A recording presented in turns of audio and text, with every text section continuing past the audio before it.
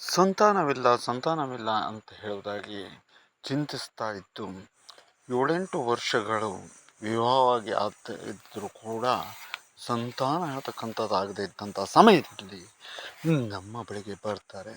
ಬಂದು ಸಂತಾನವನ್ನು ಕರುಣಿಸಿ ಅಂತ ಹೇಳುವುದಾಗಿ ಕೇಳ್ಕೊಳ್ತಾರೆ ಮತ್ತು ದೈವಿಕವಾದಂಥ ಶಕ್ತಿಯ ಮೊರೆಯನ್ನು ಹೋಗ್ತಾರೆ. ಹೋದ ಕೆಲವೇ ಸಮಯದ ನಂತರದಲ್ಲಿ 1.5 ವರ್ಷದ ನಂತರದಲ್ಲಿ ಆ ತಾಯಿ ಗರ್ಭಿಣಿ ಆಗ್ತಾಳೆ. ತದನಂತರದಲ್ಲಿ ಒಂದು ಮಗುವಿಗೆ ಜನನವನ್ನು ಇಡ್ತಾಳೆ. ಆದರೆ ಆ ಮಗುವಿಗೆ ವೈದ್ಯರು ಹೇಳ್ತಾರೆ ಹಾರ್ಟಿನಲ್ಲಿ ಸಮಸ್ಯೆ ಇದೆ ಅಂತ ಹೇಳುವುದಾಗಿ. ಆಗ ಆ ತಾಯಿ ತಂದೆ ಇಬ್ಬರು ಕೂಡ ಕಣ್ಣಿನಲ್ಲಿ ನೀರನ್ನು ಸುರಿಸುತ್ತಾ ಓಡೋಡಿ ಬರ್ತಾರೆ.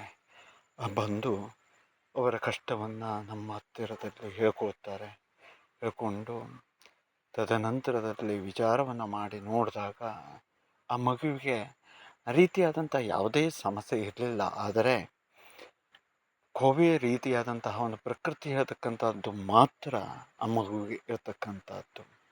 ಹಾಗಾಗಿ ಹೃದಯದ ಸಮಸ್ಯೆ ಇದ್ದರೂ ಕೂಡ ನೀವು ಹೆದರಬೇಕಾಗಿತ್ತ, ಈ ಸಮಸ್ಯೆ ಇದ್ದರೂ ಕೂಡ ನೀವು ಹೆದರಬೇಕಾಗಿರುತ್ತಾ, ಬಂದಿರತಕ್ಕಂಥದ್ದು ಈ ಭಾಗಕ್ಕಾದ್ದರಿಂದ ನೀವು ಹೇಳಿದಾಗೆ ಮಾಡಿದರೆ ಒಳ್ಳೆಯದಾಗತ್ತೆ ಅಂತ ಹೇಳುವುದಾಗಿ ತಿಳಿಸ್ತೇವೆ.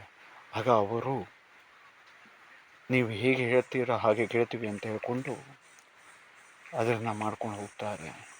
ಹೋದಾಗ ಸ್ವಲ್ಪ ದಿವಸದಲ್ಲೇ ಆ ಮಗು ಆರೋಗ್ಯ ಸುಧಾರಿಸ್ತಾ ಬರುತ್ತೆ, ಚೆನ್ನಾಗಾಗ್ತದೆ. ಆಗುವುದರಿಂದಾಗಿ ಆ ತಾಯಿ ಅನಂತರದಲ್ಲಿ ತಂದೆಯ ಮುಖದಲ್ಲಿ ನಗುವಿನ ಮಂದಹಾಸ, ಬೆಳಕನ್ನು ನೋಡಿದರೆ, ಸೂರ್ಯನ ಬೆಳಕನ್ನು ನೋಡಿದರೆ ಎಷ್ಟು ಸಂತೋಷವಾಗ್ತದೋ ಆ ರೀತಿಯಾದಂತಹ ಒಂದು ಸಂತೋಷ ಹೇಳ್ತಕ್ಕಂಥದ್ದು ಆ ತಂದೆಯ ಮುಖದಲ್ಲಿ ನಾವು ಕಾಣುತ್ತೇವೆ. ಅವರು ಬಂದು ಅವರ ಯಥಾಶಕ್ತಿಯಾದಂತಹ ಸೇವೆಯನ್ನು ಸಲ್ಲಿಸಿ ಸಂತೋಷದಿಂದ ಈ ವಿಚಾರವನ್ನು ತಿಳಿಸಿ ಸದಾ ಕಾಲಕ್ಕೂ ಕೂಡ ಚಿರಋಣಿಯಾಗಿ ಇರ್ತೇನೆ ಅಂತ ಹೇಳೋದಾಗಿ ಹೇಳುವಾಗ ಎಲ್ಲೋ ಒಂದೆಡೆಯಿಂದ ನಾವು ಮಾಡಿರ್ತಕ್ಕಂಥದ್ದು ಸಾರ್ಥಕ